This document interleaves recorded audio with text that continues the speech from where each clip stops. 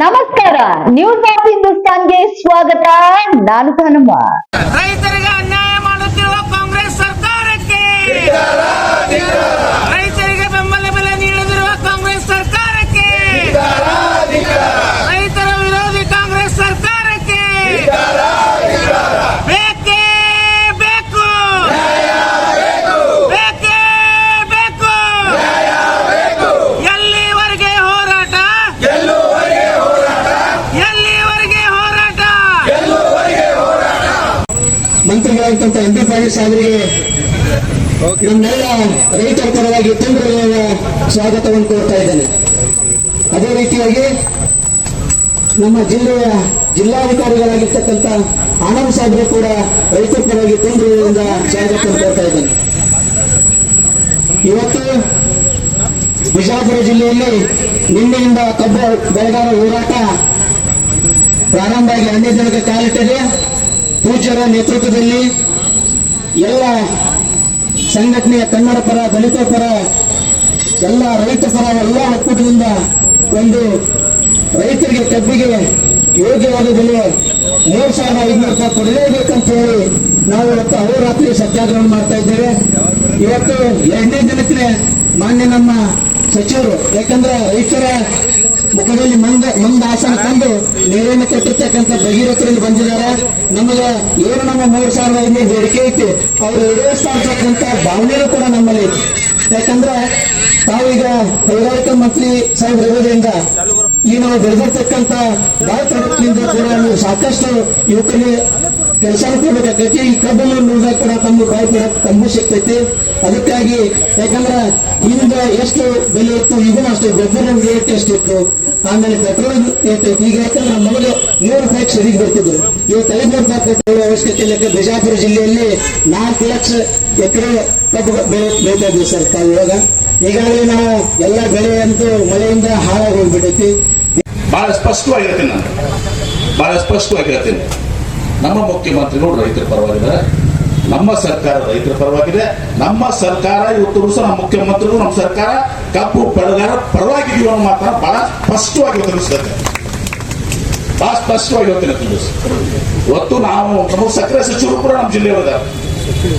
ಶಿವಾನಂದ ಪಾಟೀಲ್ ಕೂಡ ನಮಗೆ ಸುಧಾವ, ನಮಗೆ ಸಕ್ಕರೆ ಸಚಿವರು ಕೂಡ ನಮ್ಮವರೇ ಇದ್ದಾರೆ, ನಮ್ಮ ಜಿಲ್ಲೆಯಲ್ಲಿದ್ದಾರೆ. ಹೀಗಾಗಿ ಇವತ್ತು ಮುಖ್ಯಮಂತ್ರಿಗಳಾಗ್ಲಿ, ಸಕ್ಕರೆ ಸಚಿವರಾಗ್ಲಿ, ನಾನಾಗ್ಲಿ, ನಾವೆಲ್ಲರೂ ಕೂಡ ಮುಖ್ಯಮಂತ್ರಿಗಳ ಜೊತೆ ತಮ್ಮ ಏನು ಬೇಡಿಕೆಗಳನ್ನ ತಿಳಿಸಿಟ್ಟಿದ್ದೀವಿ. ಆ ಎಲ್ಲ ಬೇಡಿಕೆಗಳನ್ನ ನಾವು ಮುಖ್ಯಮಂತ್ರಿಗಳ ಜೊತೆ ಚರ್ಚೆ ಮಾಡ್ತೀವಿ. ನಾನು ಉಳಿದಂತ ಜಿಲ್ಲೆ ತಿಮ್ಮಾಪುರ ಇರ್ತಾರೆ, ಸತೀಶ್ ಜಾರಕಿಹೊಳಿ ಇರ್ತಾರೆ, ಮತ್ತು ಸಕ್ಕರೆ ಸಚಿವರು ಮುಖ್ಯವಾಗಿ ಅವರು ಇರ್ತಾರೆ. ಎಲ್ಲರೂ ಕೂಡಿ ಸಹ ಮುಖ್ಯಮಂತ್ರಿಗಳು ಚರ್ಚೆ ಮಾಡಿ ಇದಕ್ಕೆ ಸೂಕ್ತವಾದಂತ ನಿಮಗೆ ನ್ಯಾಯವನ್ನು ದೊರಕಿಸುವಂತ ಕೆಲಸ ಮಾಡ್ತೀವಿ. ಇದ್ರ ಜೊತೆಗಾಗಿ ನಾವು ಲಾಸ್ಟ್ ಟೈಮ್ ಹೇಳಿದ್ವಿ, ನನ್ನೇನು ತಪ್ಪು ಮಾಡಬೇಕಾಗಿಲ್ಲ. ಇಲ್ಲಿ ಈಗಾಗಲೇ ಜಿಲ್ಲಾಧಿಕಾರಿಗಳು ನಮಗೆ ಒಂದು ಇದನ್ನು ಕೊಟ್ಟಿದ್ದಾರೆ ಬಾಕಿ ವಿಚಾರದಲ್ಲಿ. ಈಗ ಅದು ಪ್ರಸ್ತುತ ಅಲ್ಲ, ಆದರೂ ಕೂಡ ನಮ್ಮಲ್ಲಿ ಬಾಕಿ ಅಂತೂ ಯಾವುದೂ ಇಲ್ಲ. ಅದ್ರ ಕೆಲವೊಂದು ಇದಾವೆ ಅಂತ ಹೇಳ್ತಾ ಇದ್ದಾರೆ, ಅದನ್ನು ದಯವಿಟ್ಟು ಚೆಕ್ ಮಾಡ್ರಿ. ಯಾಕಂದ್ರೆ ನಮಗೆ ತಿಳಿದ ಪ್ರಕಾರ, ಇಲ್ಲಿ ಕೊಟ್ಟಿದ್ದಂಥ ಮಾಹಿತಿ ಪ್ರಕಾರ ಇವತ್ತು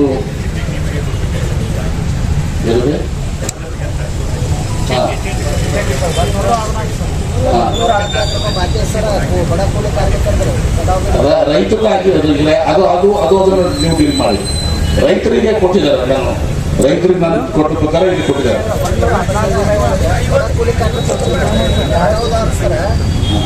ಕಬ್ಬು ಕಡಿಯಾಕ ಬರ್ತಾರಲ್ರಿ, 23-24 ಸಾಲಿದ್ರು ಅದ್ರಾಗ 57 ರೂಪಾಯಿ 115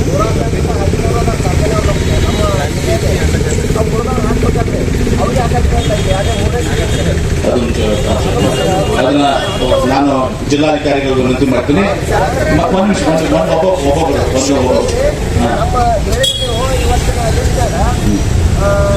ಮೂರು ಮಂದಿ ಸಚಿವರು ಮಾತ್ರ ಇವತ್ತು ಮುಖ್ಯಮಂತ್ರಿಗಳನ್ನ ನೇಮಿಸಿದ್ರಾಗ ನಮ್ಮ ಸಚಿವ ಮಂತ್ರಿ ಶಿವಾನಂದ ಪಾಟೀಲ್ ಸಾಹೇಬ್ರ ಹೆಸರೇ ಇಲ್ಲ. ಅವರೇ ಇಲ್ಲಾಂದ್ರೆ ಹೆಂಗ್ ಬಗೆಹರಿಸ್ತಾರೆ? ಜಿಲ್ಲಾ ಉಸ್ತುವಾರಿ ಸಚಿವ ನನಗಿಲ್ಲ ಅಂತ ಹೇಳಿದಾರ. ತಿಮ್ಮಾಪುರ ಜಿಲ್ಲಾ ಉಸ್ತುವಾರಿ ಬಾಗಲಕೋಟೆ ಅಂತ ಹೇಳಿದಾರೆ. ಬೆಳಗಾವ್ನಾಗ ಕೇಳ್ತಾರೆ, ನನಗೂ ಕೇಳ, ಬೆಳಗಾವ್ ಹೋಗಿರೋದು ನನಗೂ ಕೇಳಪ್ಪ ಇದೆ ನೋಡಿ. ಹಾಗಾದ್ರೆ ಸಕ್ಕರೆ ಸಚಿವರು ಅವರ ಅಧ್ಯಕ್ಷತೆಯಲ್ಲಿ ಎಲ್ಲ ಆಗುದು. ಈಗ ಮುಖ್ಯಮಂತ್ರಿಗಳ ಅಧ್ಯಕ್ಷತೆ, ಅವ್ರ ಉಪಾಧ್ಯಕ್ಷರಲ್ಲಿ ನನಗೆ ಕೇಳ ಪ್ಲೀಸ್. ಇವಾಗ ಆರ್ಗ್ಯುಮೆಂಟ್ ಮಾಡ್ಕೊಂಡು ಕೂತ್ರೆ ಆಗಲ್ಲಪ್ಪ ಇದು. ಈಗ ನೋಡಿ, ಈಗ ನಾವು ಪ್ಲೀಸ್ ಒಂದು ವಿಷಯ ಸುಮ್ಮನೆ ಅಂತ ಹೇಳಿ ಇಲ್ಲಪ್ಪ ನೀವು ಮಾತಾಡೋಣ ಮಾಡಿದ್ವಿ. ಈಗ ಏನಾಗಿದೆ ಈಗ ತಮ್ಮ ಈಗ ಆಮೇಲೆ ಕೇಳ್ತಾನೆ. ಓಕೆ, ಆಮೇಲೆ ಮುಖ್ಯಮಂತ್ರಿ ಹೇಳಿದ್ವಿ. ಮುಖ್ಯಮಂತ್ರಿ ಹೇಳಿದ್ರೆ ಶಿವಾನಂದ ಪಾಟೀಲ್ ಶುಗರ್ ನಷ್ಟ ಆಗ್ತದೆ ಅಂತ ಹೇಳಿ ನಾವು ಶುಗರ್ ನಷ್ಟ ಆಗ್ತಾರೆ ನಂತರ ಇದು ಮಾಡಿ ನನಗೆ ಇಲ್ಲಿ ಬಾಗಲಕೋಟೆಗೆ ತಿಮ್ಮಾಪುರವರು ಮತ್ತು ಅಲ್ಲಿ ಸಕ್ಕರೆ ಸಚಿವರು ಶಿವಾನಂದ ಪಾಟೀಲ್ ಬೆಳಗಾವ ಅಥವಾ ಅವ್ರನ್ನ ಅದು ಸಕ್ಕರೆ ಮಂತ್ರಿ ಆಗಿರೋದ ಇರೋದ್ರಿಂದ ಎಸ್ ಕೆ ಪಾಟೀಲ್ ತುಂಬಿಸಲಿಕ್ಕೆ ಇದು ಮಾಡಿ. ಇದು ಮಹತ್ವದಲ್ಲ. ಮುಖ್ಯಮಂತ್ರಿಗಳ ಅಧ್ಯಕ್ಷತೆಯಲ್ಲಿ ಶಿವಾನಂದ ಪಾಟೀಲ್ ಉಪಾಧ್ಯಕ್ಷತೆಯಲ್ಲೇ ಮೀಟಿಂಗ್ ಆಗ್ತದೆ. ಕಾಳಜಿ ಮಾಡಬಹುದು. ಒಂದು ಪ್ಲೀಸ್ ಈಗ ನಾನು ಪ್ರಾಮಾಣಿಕವಾಗಿ ಹೇಳ್ತೇನೆ, ನಮ್ಮ ಮುಖ್ಯಮಂತ್ರಿಗಳು ನಮ್ಮ ಸರ್ಕಾರ ಈ ಕಪ್ಪು ಬೆಳೆಗಾರ ವಿಚಾರದಲ್ಲಿ ಅತ್ಯಂತ ಪ್ರಾಮಾಣಿಕತೆಯಿಂದ ಕೆಲಸ ಮಾಡ್ತೀವಿ. ಎಲ್ಲಟ್ಟು ಸಂಶಯ please please please please please discussion ಮಾಡಪ್ಪ ಪ್ಲೀಸ್. ಈಗ ಒಂದು ಬಹಳ ಸ್ಪಷ್ಟವಾಗಿ ಹೇಳ್ತೇನೆ. ಹಿಂದಿನ ಕೂಡ ಉದಾಹರಣೆ ಎಲ್ಲ ಮುಂದೆಲ್ಲ ಪ್ರಕಾಶ್ ಹುಕ್ಕೇರಿ ಹೋಗಿ ಮಾಡೋದು. ಈಗ ಮುಖ್ಯಮಂತ್ರಿಗಳ ಜೊತೆ ಮೀಟಿಂಗ್ ಮಾಡಿ ನಾವೇನೇನು ಬೇಡಿಕೆಗಳಿಟ್ಟಿದ್ದೇವೆ ಎಲ್ಲವೂ ನಾವು ಇರ್ತೀವಿ. ಸಭೆಯನ್ನು ಕೂಡ ಮುಖ್ಯಮಂತ್ರಿಗಳ ಶಿವಾನಂದ ಮೀಟಿಂಗ್ ಅನ್ನ ಮಾಡ್ತೀವಿ. ಎಲ್ಲರೂ ಎಚ್ ಕೆ ಪಾಟೀಲ್ ತಿಮ್ಮಾಪುರವರು ನಾವು ಎಲ್ಲರೂ ಕೂಡ ಇರ್ತೀವಿ. ನಿಮ್ಮ ಭಾವನೆಗಳಿಗೆ ನಾವು ಚರ್ಚೆ ಮಾಡ್ತೀವಿ. ಇದ್ರ ಜೊತೆಗೆ ನಾವು ರೋಡ್ ಬಗ್ಗೆ CSR ಯಾಕಂದ್ರೆ ನಮ್ಮ ಪ್ರಶ್ನೆ ಹಂಗೆ ಆಗಿಲ್ಲ. ಈ ಎಲ್ಲ ರೋಡ್ಗಳನ್ನ ನಾವೇನು ಮಾಡ್ತೀವಿ, ಬೀಳ್ಕೊಡಿಯಿಂದ ಮಾಡಿದ 20 ಟನ್ ಕೆಪಾಸಿಟಿ ಇರ್ತಾವೆ. ಈಗ ರಬ್ಬರ್ ಟ್ರೇಲರ್ 40 ಟನ್ ಹಾಕಿದೆ. ಅವು ರೋಡ್ ಡಿಸೈನ್ ಏನಾಗಿರುತ್ತೆ. ಅದಕ್ಕಾಗಿ ಅವ್ರು CSR ಅಂತ ಹೇಳ್ತಾರೆ. ಅದನ್ನು ಏನೋ ಅಮೌಂಟ್ ಐತೆ ಡಬ್ಬುಗಳಿಗೆ ಸರಾಗಿರುತ್ತೆ. ಒಂದು ಮತಕ್ಷೇತ್ರಕ್ಕೆ 25 ಲಕ್ಷ ಕೊಡ್ತಿದ್ರು. ಏನೋ 20 ತಂಗಿದ್ದಾರೆ. ಚಿಂತನೆ ಮಾಡಬೇಕು ನಮ್ಮ ಮುಖ್ಯಮಂತ್ರಿಗಳಿಗೆ. ನಾನು ಯಾಕಂದ್ರೆ ನಮಗೂ ಒಂದು ಇದು ಇದೆ. ನಮಗೆ ನಾವು ರೋಡ್ ಮಾಡ್ತೀವಿ, 1 ವರ್ಷನಾಗ ಮತ್ತೆ ರೋಡ್ ಬರ್ತದೆ. ನಾನು ಮುಂದೆ ನೀವೇನು ಬೇಡಿಕೆ ಇಟ್ಟಿದ್ದೀರಿ. ಇನ್ನೊಂದು ವಿಚಾರ ಇವತ್ತು ಸಹ ಇಲ್ಲಿ ಕೇಂದ್ರ ಸರ್ಕಾರದ ಬಹಳ ದೊಡ್ಡ ಪಾತ್ರ. ನಾನು ಹೇಳ್ತೀನಿ, ಕೇಂದ್ರ ಸರ್ಕಾರದ್ದು ಈಗ ಅವ್ರೇನು ಘೋಷಣೆ ಮಾಡಿದ್ದಾರೆ, 3,550 ಘೋಷಣೆ ಮಾಡಿದ್ದಾರೆ. ಕೇಂದ್ರ ಸರ್ಕಾರ 3,550. ಆಮೇಲೆ ಈಗ ಇವತ್ತು ಸಕ್ಕರೆ ಕಾರ್ಖಾನೆಗಳು 3-4 ಬಗೆ ಇದಾವೆ. ಒಂದು ಸಕ್ಕರೆ ಕಾರ್ಖಾನೆಗಳು ಯಾವ ಸಕ್ಕರೆ ಕಾರ್ಖಾನೆಗಳು ಬಸವೇಶ್ವರ ಶಿವಕರ್ನಾಗ ಎಸ್ ಟಿ ಪಾಟೀಲ್ ನಾವು ಓದಿವಿ. ನಮ್ಮದೇ ಈಗ ನಾವು ವಿಡ್ರಾ ಮಾಡ್ಕೊಂಡು ನಮ್ಮದೇ ಶೇರ್ ಕೊಟ್ಟಿದ್ದೀವಿ. ನಾನು ರೊಕ್ಕ ಕೋರ್ಟ್ನಾಗ ನಡೆದ ನಮ್ಮ ಪರಿಸ್ಥಿತಿ. ಹೀಗಾಗಿ ನಂದು ಯಾವುದೋ ಸಕ್ಕರೆ ಕಾರ್ಖಾನೆ ನಮಗೆ ಮಾತು ಹೇಳ್ತೇನೆ. ಈಗ ಎರಡನೇದಾಗಿ ಇವತ್ತು ಗೌರ್ಮೆಂಟ್ ಆಫ್ ಇಂಡಿಯಾದಕ್ಕೂ ಬಹಳ ಪಾತ್ರ ಕೊಡ್ತಾರೆ. ಯಾಕಂದ್ರೆ ಸಕ್ಕರೆ ಕಾರ್ಖಾನೆ 2-3 ಥರ ಇದಾವೆ. ಒಂದು ರಿಕವರಿ 10:30 11:30 12 ಈ ಪ್ರಕಾರ ಬರ್ತಾವೆ. ಈ ಮಂಡ್ಯದೆಲ್ಲ 9 ನಮಗೆ 11 11:30 ಇದೆಲ್ಲ ಎವರೇಜ್ ಬರ್ತದೆ. ಬೇರೆ ಬೇರೆ ಫ್ಯಾಕ್ಟ್ರಿ ನಮ್ಮ ವಿಜಯಪುರ ಬೆಳಗಾವ ಮತ್ತು ಬಾಗಲಕೋಟೆ ನಮಗೆ ರಿಕವರಿ ಜಾಸ್ತಿ ಇರೋದ್ರಿಂದ ಸಕ್ಕರೆ ಕಾರ್ಖಾನೆಗಳು ನಮಗೆ ಬರ್ತವೆ. ಎರಡನೇದಾಗಿ ಕೆಲವೊಂದು ಕಾರ್ಖಾನೆಗಳು ಹರಿಯೋದಾವು ಸಾಲ ಕೊಟ್ಟಿರೋದು. ಕೆಲವು ಕಾರ್ಖಾನೆಗಳು ಕುಸಿದಾಗಿರ್ತಾವೆ, ಸಾಲ ಇರ್ತದೆ. ಎರಡನೇದಾಗಿ ಇವತ್ತು ಎಲ್ಲರೂ ಯಾಕೆ ನಾನು ಹೇಳ್ತೇನೆ ಅಂದ್ರೆ ಸ್ವಲ್ಪ ತಿಳ್ಕೊಂಡಿದ್ರೆ ಹೇಳ್ತಾ ಇದ್ದೀನಿ. ಕೆಲವೊಬ್ಬರಿಗೆ ಪವರ್ ಐತಿ, ಕೆಲವೊಬ್ಬರಿಗೆ ಪವರ್ ಇಲ್ಲ. ಬರೀ ಶುಗರ್ ಫ್ಯಾಕ್ಟ್ರಿ ಬರೀ ಕಬ್ಬಿನ ಶುಗರ್ ತಗೋದ್ರಿಂದ ಅವ್ರ ವಯಬಿಲಿಟಿ ಎಷ್ಟು ನನಗೆ ಗೊತ್ತಿಲ್ಲ. ಕೆಲವೊಬ್ಬರಿಗೆ ಪವರ್ ಅಲ್ಲ. ಇನ್ನು ಕೆಲವೊಬ್ಬರಿಗೆ ಈಗ ಡಿಸ್ಟಿಲರಿಗೆ ಎಥನಾಲ್ ಅಲ್ಲ. ಈಗೆಲ್ಲರೂ ಕೂಡ ಇರೋದ್ರಿಂದ ಈ ಎಲ್ಲರೂ ಕೂಡ ಮುಖ್ಯಮಂತ್ರಿಗಳಿಗೆ ನಾವು ಒಮ್ಮೆ ಪರವಾಗಿ ಹೇಳ್ತೀವಿ. ಎಥನಾಲ್ ಇದೆ, ಪವರ್ ಇದೆ. ಪವರ್ ಒಂದು ಸಂದರ್ಭನಾಗ ರೇಟ್ ಚೆನ್ನಾಗಿರ್ತದೆ, ರೇಟ್ ಭಾಳ ಕಡಿಮೆ ಇದೆ.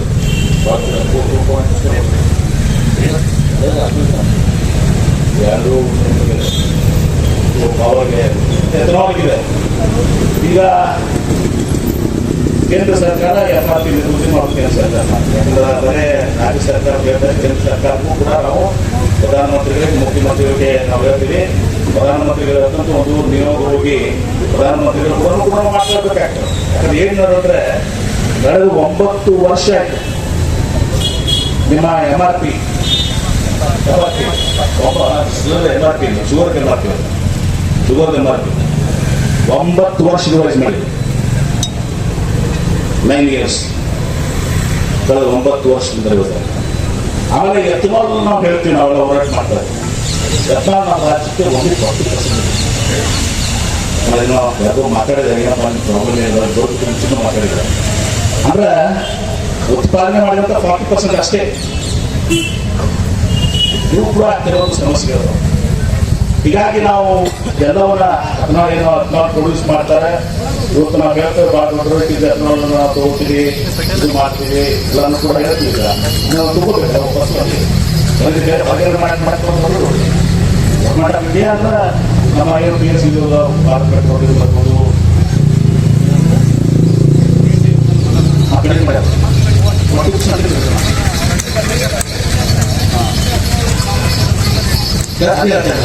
ಕೇಳಿದೆ. ನಾನು ಮಾತಾಡಿದೆ, ನಾನು ಯಾರೋ ಶುಗರ್ ಇಂಡಸ್ಟ್ರಿ ಮಾತಾಡಿದ್ದೆ. ಎಥನಾಲ್ ಐತಿ 100% ಅಥವಾ ಈ 40%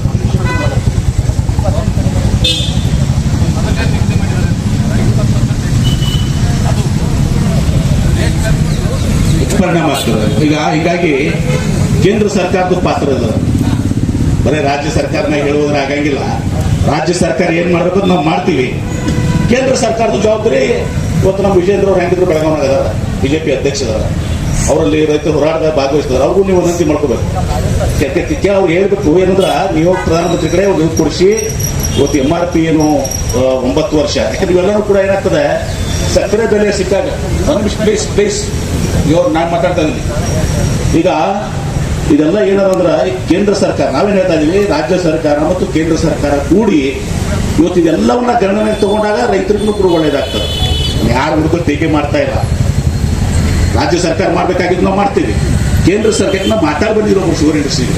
ನಾನು ಯಾಕೆ ಆನಂದ್ ಅನ್ಬಿಟ್ಟು ಕೂಡ ಮಾತಾಡಿದ್ದೀನಿ. ಇದು ತಿಳ್ತೀನಿ ಏನಪ್ಪ ಅಂದ್ರೆ, ಬೇರೆ ಒಂದು ವಿಷಯಕ್ಕೆ ಫೋನ್ ಮಾಡಿದ್ರು. ಬೇರೆ ಯಾವಾಗ ಬಾಗಿಲು ಬರ್ತೀವಿ, ಏನೋ ಒಂದು ಕೆಲಸ ಐತಿ, ಮೆಟ್ಟಿಯವರು ತಿಳ್ಕೊಂಡ್ರೆ ಬರ್ತೀವಲ್ಲ, ಒಂದೇನೋ ಕೆಲಸ ಐತಿ ಅಂತಂದ್ರು. ಅಲ್ಮಟ್ಟಿಗೆ ಬರ್ತೀರಾ, ಅಲ್ಲಿ ಬರ್ತೀರಾ ಅಂತ ಕೇಳಿದ್ರೆ ಅವಾಗ ಇದು ನಾನು ಒಂದು ಸ್ವಲ್ಪ ಮಾಹಿತಿ ಪಡ್ಕೊಂಡೆ. ಯಾಕೆ ನನಗೆ ಜಾಸ್ತಿ ಜ್ಞಾನ ಇಲ್ಲದ್ರೆ ತಿಳ್ಕೊಂಡು ಅವ್ರು ಹೇಳಿದ್ರು, ಇಲ್ಲ ಸರ್ 9 ವರ್ಷ ಆಯ್ತು ಈಗ MRP ರಿವೈಸ್ ಮಾಡಿಲ್ಲ, ಅದು ಒಂದು ಕೇಂದ್ರ ಸರ್ಕಾರದ ಆಗ್ತದೆ. ಮತ್ತು ಎಥನಾಲ್ ಬಗ್ಗೆ ನಾವು ಭಾಳ ಮಾತಾಡ್ತೀವಿ. ಎಥನಾಲ್ ಈಗ ನಾವು ಏನು ಪ್ರೊಡಕ್ಷನ್ ಮಾಡ್ತೀವಲ್ಲ, ಅದು 100% ಅವ್ರು ತಗೋತಾ ಇಲ್ಲ, 40% ತಗೋತಾ ಇದ್ದಾರೆ ಅಂತಂದ್ರು. ಈಗ ಮತ್ತೆ ಅದ್ರಾಗೂ ಕಡಿಮೆ ಮಾಡ್ಯಾರ ಅಂತೇಳಿ ಪಂಚಪಣ ಆಯ್ತು, ನಂಗೆ ಗೊತ್ತಿಲ್ಲ. ಮತ್ತೆ ಕಡಿಮೆ ಮಾಡಿದ್ದಾರೆ. ಇದೆಲ್ಲನೂ ಕೂಡ ಗಣನೆ ತಗೋಬೇಕಾಗ್ತದೆ. ಒಟ್ಟಾರೆ ಇವತ್ತು ಈ ಎಲ್ಲ ಫ್ಯಾಕ್ಟರ್ಸ್ ಮಾಡೋದ್ರಿಂದ ರಾಜ್ಯ ಸರ್ಕಾರ ಮತ್ತು ಕೇಂದ್ರ ಸರ್ಕಾರ, ಅಂಗಡಿಯವರ ರಾಜ್ಯ ಸರ್ಕಾರ ಮತ್ತು ನಾನು ನಿಮ್ಮ ಬ್ಲೇಮ್ ಮಾಡಕತ್ತಿಲ್ಲ, ರೈತರಿಗೂ ಒಳ್ಳೇದಾಗ್ಬೇಕಂತ ಹೇಳ್ತಾ ಇದೀನಿ. ಕೇಳಿ ಏನ್ರಿ, ರಾಜ್ಯ ಸರ್ಕಾರ ಮತ್ತು ಕೇಂದ್ರ ಸರ್ಕಾರ ಒಟ್ಟಿಗೆ ಕೆಲಸ ಮಾಡಬೇಕಾಗ್ತದೆ. ಯಾಕಂದ್ರೆ FRP ಮಂದಿಗೆ ಮಾಡೋದು ಕೇಂದ್ರ ಸರ್ಕಾರ, MRP ಶುಗರ್ ಮ್ಯಾಗ್ ಇದು ಮಾಡೋದು ಕೇಂದ್ರ ಸರ್ಕಾರ, ಎಥನಾಲ್ ಇದು ಮಾಡುವಂಥದ್ದು ಕೇಂದ್ರ ಸರ್ಕಾರ. ಮತ್ತೆ ಕೇಂದ್ರ ಸರ್ಕಾರ ಜವಾಬ್ದಾರಿ ರಾಜ್ಯ ಸರ್ಕಾರಕ್ಕೆ ಹಾಕಂಗಿಲ್ಲ, ರಾಜ್ಯ ಸರ್ಕಾರಕ್ಕೆ ಜವಾಬ್ದಾರಿನ ಕೇಂದ್ರ ಸರ್ಕಾರಕ್ಕೆ ಬೇಕಾಗಿಲ್ಲ. ಹೀಗಾಗಿ ನಾವೆಲ್ಲರೂ ಒಟ್ಟಿಗಾಗಿ ನಾನು ಹೇಳೋದಿಷ್ಟೇ, ಯಾರ್ದು ಬ್ಲೇಮ್ ಗೇಮ್ ಏನು ಅಂತಲ್ಲ. ಮುಖ್ಯಮಂತ್ರಿಗಳ ಸಭೆ ಮಾಡ್ತೀವಿ, ನಮ್ಮ ಲಿಸ್ಟ್ ಮಾಡ್ತೀವಿ, ಶುಗರ್ ಕಮಿಷನರು, ಶುಗರ್ ಮಿನಿಸ್ಟರ್ ಇರ್ತಾರೆ, ಎಲ್ಲ ಚರ್ಚೆ ಮಾಡಿ ಇವತ್ತು ಸಹ ಸಂಪೂರ್ಣವಾಗಿ ಮಾಹಿತಿಯನ್ನು ಇಟ್ಕೊಂಡು ನಮ್ಮ ರಾಜ್ಯ ಸರ್ಕಾರದಿಂದ ಏನೆಲ್ಲ ಆಗಬೇಕು. ಯಾಕಂದ್ರೆ ರಾಜ್ಯ ಸರ್ಕಾರದ ಅಷ್ಟೇ ನಾವು ಮಾತಾಡಬೇಕಾಗ್ತದೆ. ನಮ್ಮ ರಾಜ್ಯ ಸರ್ಕಾರದಿಂದ ಏನೆಲ್ಲ ಮಾಡಬೇಕು, ಹಿಂದೇನೂ ನಾವು ಮಾಡಿದ್ದೀವಿ. ಪ್ರಕಾಶ್ ಹುಕ್ಕೇರಿಯಿಂದ ಇನ್ನು 350-450 ಕೋಟಿ ಇವತ್ತು ಕೊಟ್ಟಿದ್ದೀವಿ. ಹಿಂದೇನೂ ನಾವು ಮಾಡಿದ್ದೀವಿ, ಈಗಲೂ ಕೂಡ ನಮ್ಮ ರಾಜ್ಯ ಸರ್ಕಾರದಿಂದ ಏನೆಲ್ಲ ಮಾಡಲಿಕ್ಕೆ ನಾವು ಮಾಡ್ತೀವಿ. ಮತ್ತು ಕೇಂದ್ರ ಸರ್ಕಾರಕ್ಕೂ ನಿಮ್ಮ ಪರವಾಗಿ ಇವತ್ತು ಮುಖ್ಯಮಂತ್ರಿಗಳು ಕೇಂದ್ರ ಪ್ರಧಾನಮಂತ್ರಿಗಳನ್ನ ಭೇಟಿಯಾಗಿ ಪ್ರಧಾನಮಂತ್ರಿಗಳು ಮತ್ತು ಸಂಬಂಧಿಸಿದ ಮಂತ್ರಿಗಳು ಕೇಂದ್ರ ಸರ್ಕಾರದ ಯಾರು ಬರ್ತಿರುತ್ತೆ ಅದು ಮಾತಾಡ್ತೀವಿ. ಇವತ್ತು ಮುಖ್ಯಮಂತ್ರಿಗಳು ಮೀಟಿಂಗ್ ಮಾಡಿ, ಮುಖ್ಯಮಂತ್ರಿಗಳು, ಶುಗರ್ ಮಿನಿಸ್ಟರು ಶ್ವರನ್ ಪಾಡ್ರು ಎಲ್ಲರೂ ಕೂಡಿ ಚರ್ಚೆ ಮೀಟಿಂಗ್ ಮಾಡಿ, ಈಗ ಇವತ್ತು ಇವರು ತಿಳ್ಕೊಂಡಿದ್ದಾರೆ ಮೇಟಿಯವರು. ನಾಳೆ ಕ್ಯಾಬಿನೆಟ್ ಇದೆ, ಕ್ಯಾಬಿನೆಟ್ನಲ್ಲೇ ನಾಳೆ ಅವತ್ತು ಸಹ ಚರ್ಚೆ ಮಾಡಿ, ನಾಳೆ ಕ್ಯಾಬಿನೆಟ್ ಇದೆ, ಕ್ಯಾಬಿನೆಟ್ನಲ್ಲೇ ಚರ್ಚೆ ಮಾಡಿ ಮತ್ತು ಕೇಂದ್ರ ಸರ್ಕಾರ ಇದು ಮಾಡ್ಕೊಂಡು ಎಲ್ಲರೂ ಕೂಡ ಮಾಡ್ತೀವಿ.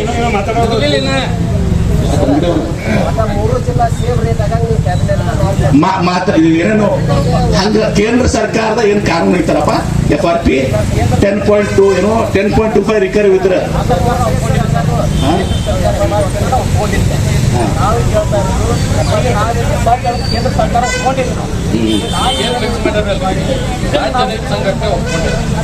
ಕೇಂದ್ರ ಸರ್ಕಾರ ಮಾಡಿದ ಒಂದು ನಿಮಿಷ ಬಡ್ಡಿ ಎಷ್ಟೊತ್ತು ಒಬ್ಬರು ₹8 ರಿಕವರಿನ 3 ವರ್ಷದಾಗ 10 ರೂಪಾಯಿ ಮತ್ತು ವರ್ಲ್ಡ್ ನೆಕ್ಸ್ಟ್ 9.25 ಈಗ ತಂದು ನಿಲ್ಲಿಸಿದ್ದು 10.25 ಸರ್. ಅಲ್ಲೇ ಒಂದೊಂದು ರಿಪೇರಿ 3 ರೂಪಾಯಿ ಮೋಸ ಆಯ್ತು. ಅಲ್ಲೇ 1000 ರೂಪಾಯಿ ಹೋಗಿ ಸರ್ ನಾವು ಬಿಜಾಪುರ ಜಿಲ್ಲಾದಾಗ ಎಲ್ಲ 10.25 ಅದೇ ಇದಾವೆ ಎಲ್ಲಾನು.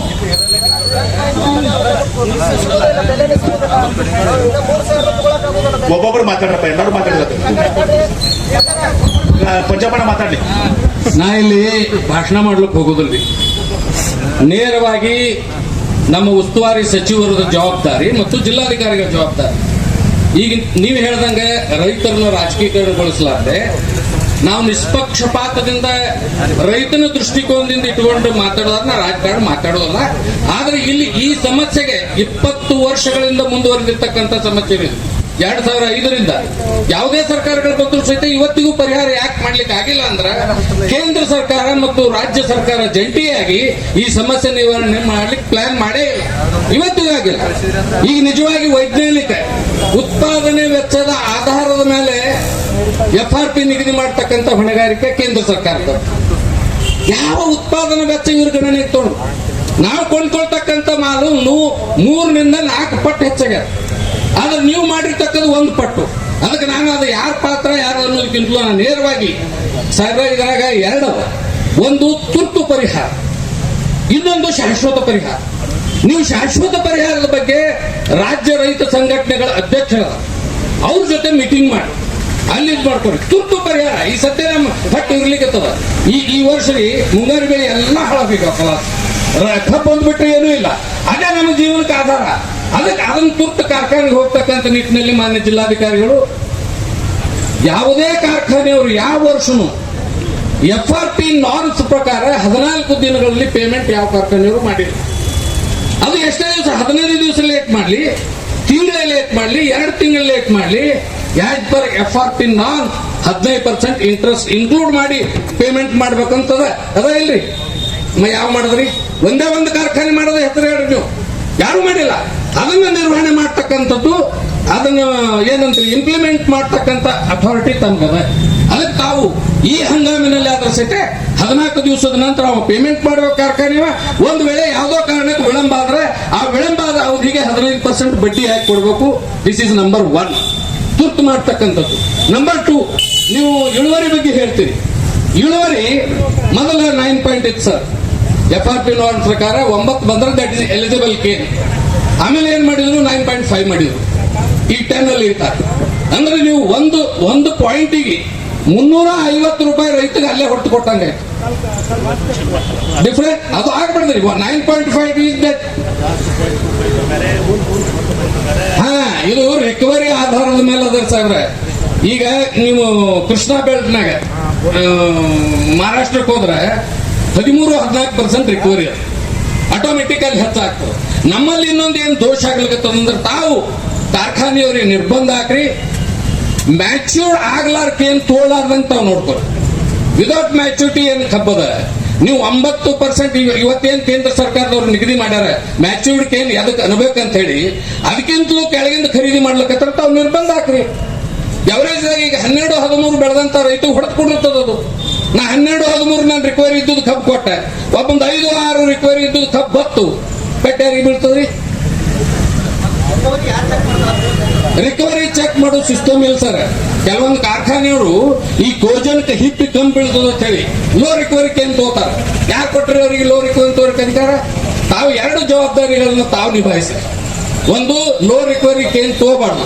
2ನೇದ್ದು ಟೈಮ್ಲಿ ಪೇಮೆಂಟ್ ಆಗಬೇಕು. ಇದು ತಮ್ಮ ಸುಪರ್ದಿ ಒಳಗೆ ಬರ್ತದೆ. ನೀವು ಡಿಸ್ಟ್ರಿಕ್ಟ್ ಮ್ಯಾಜಿಸ್ಟ್ರೇಟ್ ಇದ್ದೀರಿ, ಕಾನೂನು ಕ್ರಮ ನೀವು ನೇರವಾಗಿ ತಗೋಬಹುದು, ಸರ್ಕಾರದ ಅನುಮತಿ ಇರ್ಲಾರ್ದೆ. ಇನ್ನು 3ನೇದ್ದು MB ಪಾಟೀಲ್ ಸಾಹೇಬ್ರ ತಮ್ಮ ರಿಕ್ವೆಸ್ಟ್ ಮಾಡ್ಕೋತೀನಿ. ಈ ರೈತ ಮುಗ್ಧ, ಅವನಿಗೆ ಅಂಕಿ ಸಂಖ್ಯೆ ಲೆಕ್ಕ ಏನೂ ಗೊತ್ತಿಲ್ಲ. ಇವತ್ತು ಸಕ್ಕರೆ ಕಾರ್ಖಾನೆಗಳು ಉತ್ಪಾದನೆ ಮಾಡತಕ್ಕಂಥ ಪ್ರತಿಯೊಂದು ವಸ್ತುಗಳು ಸಕ್ಕರೆ ಹಿಡ್ಕೊಂಡು ನೀವು ಪ್ರೆಸ್ ಮಿಡ್ ತರ ಎಲ್ಲಾ ಉತ್ಪನ್ನಗಳು ಕನಿಷ್ಠ 10ರಿಂದ 12 ಉಪ ಉತ್ಪಾದನೆಗಳು ಮಾಡ್ತಾರೆ ಕಾರ್ಖಾನೆಗಳು.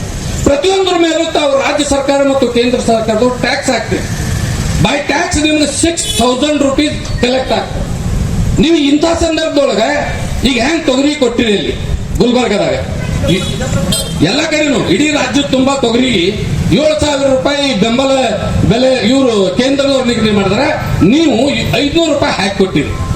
ಇಲ್ಲಿ ಯಾರ್ದು ಬಿಡ ಬೇಡ, ಯಾಕೆ ಕಾರ್ಖಾನೆಯವ್ರದ್ದು ಬೇಡ. ಈಗ ಪಾಪ ಅವ್ರು ಸತ್ತು ಮಣ್ಣು ಮುಕ್ಕಲ್ಗತ್ತವ ಕಾರ್ಖಾನೆಯು. ನೀವೇನು ವಸೂಲಿ ಮಾಡ್ತೀರಿ ಅವರಿಂದ ಟ್ಯಾಕ್ಸ್? ಅದ್ರೊಳಗೆ ನೀವು ಸಪೋರ್ಟ್ ಪ್ರೈಸ್ ಕೊಡ್ರಿ, 1,000 ರೂಪಾಯಿ ಡಿಕ್ಲೇರ್ ಮಾಡ್ರಿ. ನೀವು